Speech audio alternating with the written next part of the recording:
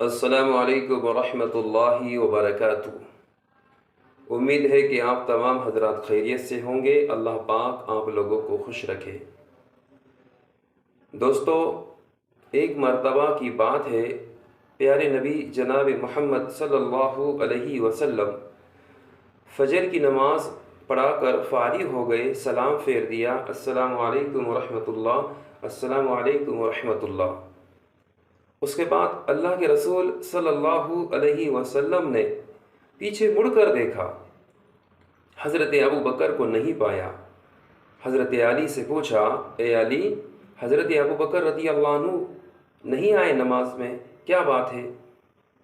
حضرت علی نے کہا کہ حضرت ابو بکر بہت شدید بیمار ہے، بہت تیز بخار ہے ان کو، وہ چل نہیں سکتے، اٹھ نہیں سکتے، بیٹھ نہیں سکتے۔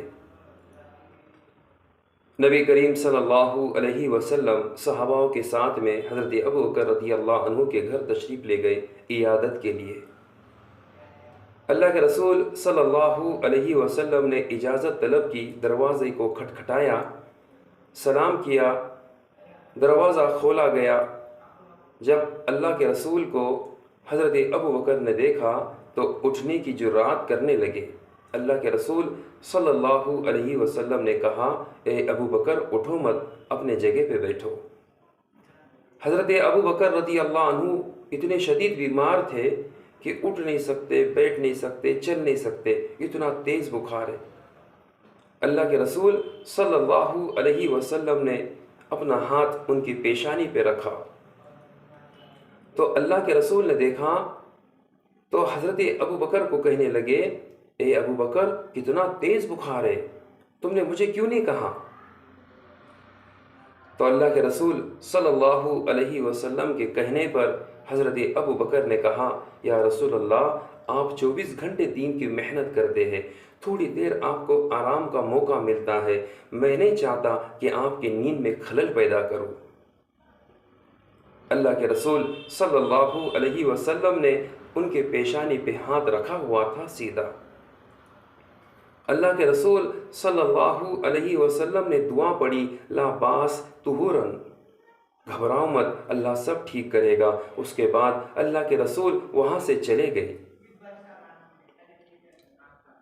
اس کے بعد حضرت عائشہ رضی اللہ عنہا سے کہا کہ عائشہ، جلدی سے تیاری کرو، آپ کے ابا، آپ کے والد بہت زیادہ بیمار ہے، بہت شدید بخار ہے، جلدی سے تیاری کرو۔ حضرت عائشہ رضی اللہ عنہا تیاری کرنے لگی۔ پھر اللہ کے رسول صلی اللہ علیہ وسلم نے کہا، عائشہ تیاری ہو گئی؟ کہا، ہاں جی ہو گئی۔ تو جانے لگے تو دروازہ کھٹکھٹایا گیا، دروازے پہ کوئی آیا ہوا ہے۔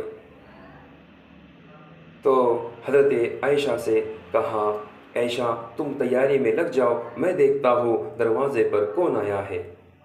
میرے بھائیوں، یہاں پہ ایک چیز یاد رکھو، اپنے بہوؤں کے ساتھ، اپنی جو بہو ہے اس کے ساتھ میں اچھا سلوک کرو۔ اللہ کے رسول اپنے باپ سے ملانے کے لیے جا رہے، حضرت عائشہ کے باپ سے۔ اللہ کے رسول صلی اللہ علیہ وسلم حضرت عائشہ کو جو ہے تو ان کے باپ سے ملانے کے لیے لے کے جا رہے ہیں، اور حضرت عائشہ رضی اللہ عنہا کے کام میں ہاتھ بٹا رہے، عائشہ تم تیاری کرو، میں دیکھتا ہوں دروازے پہ کون آیا ہے۔ جب دروازہ کھولا گیا دیکھا کہ حضرت ابو بکر ہے۔ حضرت عائشہ رضی اللہ عنہا اللہ کے نبی کو تھوڑا گھور کر دیکھنے لگی۔ اللہ کے رسول صلی اللہ علیہ وسلم نے کہا، اے ابو بکر، آپ میرے دروازے پہ؟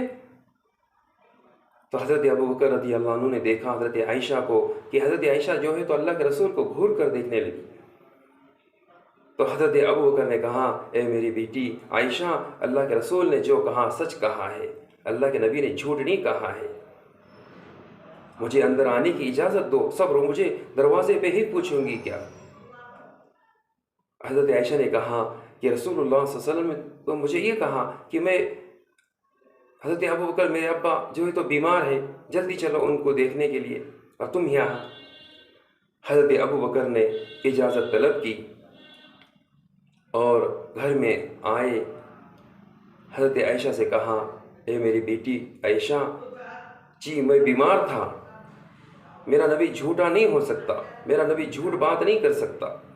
میں بیمار تھا، لیکن کیا بتاؤ، اللہ کے رسول صلی اللہ علیہ وسلم نے جب سے میرے سر پر، میرے پیشانی پر اپنا مبارک ہاتھ رکھا تو وہاں سے اللہ کے نبی چلے گئے تو میں کیا دیکھتا ہوں کہ میں تو کھڑا ہو گیا، میرے میں اٹھنے کی طاقت پیدا ہو گئی، چلنے کی طاقت پیدا ہو گئی۔ مجھے اتنا شدید بخار تھا، اور اللہ کے رسول صلی اللہ علیہ وسلم نے جیسا ہی مبارک ہاتھ میرے سر پہ رکھا تو میرا بخار پورا کے پورا چلا گیا، اور میرے اندر چلنے کی طاقت پیدا ہو گئی، میرے اندر بولنے کی طاقت پیدا ہو گئی، اس لیے میں آپ کے پاس آیا۔ اے عائشہ، اللہ کے نبی کے بارے میں ذرا برابر بھی بدگمانی نہ کرنا، اگر ایسا کروں گی تو ایمان نکل جائے گا۔ میرے بھائیوں، بزرگوں، دوستو، اسی طرح حضرت علی کرم اللہ وجہ ایک وقت بہت بیمار ہو گئے، بہت شدید بخار ہو گیا۔ حضرت فاطمہ سے کہنے لگے، اے فاطمہ، ایک بار اللہ کے نبی کے پاس جاؤ، اپنے ابا کے پاس جاؤ اور ان کو کہو کہ ان کو علی یاد کر رہے ہیں، بلا رہے ہیں، بلا کر لے کر آؤ۔ حضرت فاطمہ نے کہا، اے علی، اتنا رات کا وقت ہے، کیسے میں جاؤں؟ کہا، اللہ کے لیے چلے جاؤ۔ حضرت فاطمہ سناٹے میں رات کے وقت اللہ کے رسول صلی اللہ علیہ وسلم کے گھر آتی ہے، آنے کے بعد دروازہ کھٹکھٹاتی ہے، سلام کرتی ہے، اجازت طلب کرتی ہے، دروازہ کھولتے ہیں، اللہ کے رسول دیکھتے ہیں کیا کہ بیٹی ہے۔ کہاں فاطمہ، اتنی رات میں آپ؟ کہا، حضرت علی بہت بیمار ہے، بہت تیز بخار ہے، آپ کو یاد کر رہے، آپ چلیے۔ حضرت اللہ کے نبی نے کہا کہ میں ابھی سویا ہوں اور تہجد کا وقت ہو رہا ہے، اللہ سے میں دعا کرتا ہوں کہ اللہ تعالیٰ حضرت علی کو شفا عطا فرمائے۔ کہا، نہیں اللہ کے رسول، ایک بار چلیے، حضرت علی آپ کو بہت یاد کر رہے ہیں۔ اللہ کے رسول صلی اللہ علیہ وسلم آئے ہیں، دروازہ کھٹکھٹایا ہے، حضرت علی رضی اللہ عنہ کو دیکھا، بہت شدید بیمار ہے، بخار ہے، اور بخار کی وجہ سے حضرت علی اٹھ نہیں پا رہے، چل نہیں پا رہے اور بات نہیں کر پا رہے۔ حضرت علی رضی اللہ عنہ کے مبارک قدم، اللہ کے نبی کے مبارک قدم، دونوں کے ایک ہی قدم پہ قدم رکھا گیا۔ اللہ کے رسول صلی اللہ علیہ وسلم نے حضرت علی کے پیشانی پہ اپنا ہاتھ مبارک رکھا، رکھتے ہی دعا دی۔ حضرت علی رضی اللہ عنہ کہتے ہیں کہ میں فوراً ٹھیک ہو گیا، میرا بخار زائل ہو گیا، میرے میں بولنے کی طاقت آ گئی، چلنے کی طاقت آ گئی۔ اللہ کے رسول صلی اللہ علیہ وسلم سے حضرت علی نے کہا، یا رسول اللہ، میں تو بخار سے نجات پا گیا۔ اللہ کے رسول صلی اللہ علیہ وسلم نے کہا، اے علی، اگر میری امت میرے بتائے ہوئے راستے پہ چلیں گی، میرے قدم کے نقش قدم پہ چلیں گی تو میری امت سیدھا جنت میں جائیں گی۔ اس لیے میرے بھائیوں، اللہ کے رسول صلی اللہ علیہ وسلم کے بتائے ہوئے راستے پہ ہمارے لیے چلنا بہت ضروری ہے۔ آئیے ہم اللہ پاک سے دعا کرتے ہیں کہ اللہ تعالیٰ ہم سب کو نبی اکرم صلی اللہ علیہ وسلم کے بتائے ہوئے راستے پر عمل کرنے کی توفیق عطا فرمائے، اور اللہ کے نبی سے بہت محبت کرنے کی توفیق عطا فرمائے۔ السلام علیکم ورحمۃ اللہ وبرکاتہ۔